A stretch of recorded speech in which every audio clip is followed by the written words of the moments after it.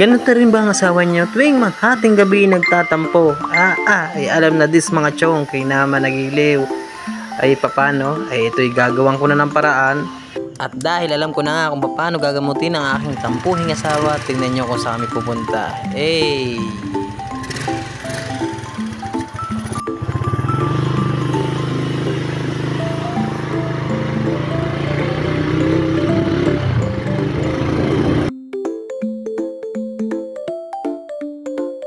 At bago makapunta sa paroroonan at kailangan muna maggasolina at talagang hindi kami makakarating at baka kami ay magtulak pa nito. Ay ano, tingnan nyo naman.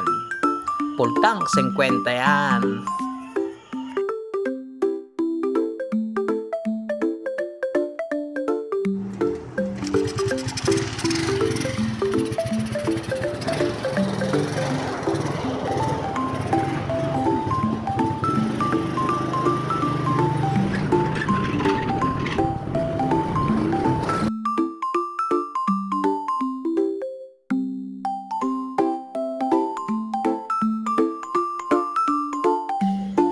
At heto na nga mga chong, mukhang alam nyo na kung saan kami pupunta, kung ano ang gamot sa mga matampuhing asawa. Talaga namang ito lang talaga ang sagot. Ay wala tayong magagawa kay mga chong. At talaga namang eto na, ayan na, nakita nyo na kung anong gamot. Ay nako. At yun mga chong, ayan, tingnan nyo kung saan kami pupunta. Akala ko ay kami uuwi na, ayun pala naman ay dito rin kami kakain sa loob ng McDo. Ay tingnan nyo naman, ay talaga naman pag tinoy talaga ang asawa ay kung saan na lang ang magustuhan. Ay tingnan nyo naman, ay ako pag may magagawa nito ay di wala. Ayan o, binubuksan na kung ano mga binili namin. Ayan, ay kay naman na. Ay tingnan nyo naman kung gaano nga naman kasarap kung pag madaling araw kakain. Masarap talaga pag may pera. Ay paano pag wala? Ay di nga lalong nagligaleg.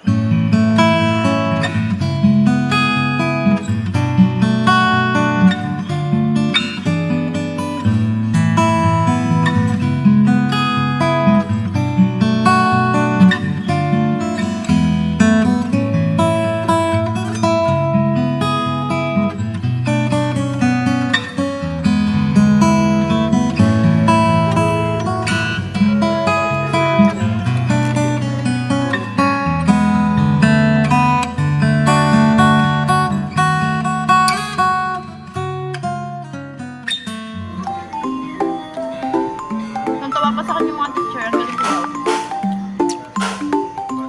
Saludo sila sa mga working student. Kasi yung iba ka daw working student. Yung iba ka hindi working student pero hirap.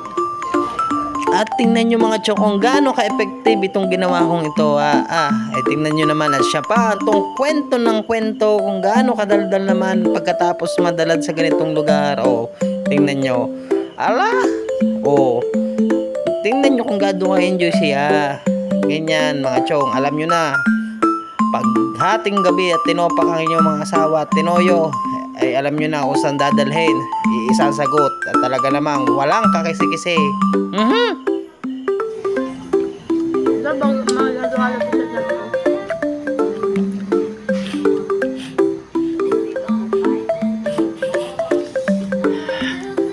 At yun na nga mga chong, pagkatapos ng ilang oras ay kami uuwi na. At baka naman yung aming mga junakis ay nag-iiyakan na, ay tapos sa naglasons. Bye bye!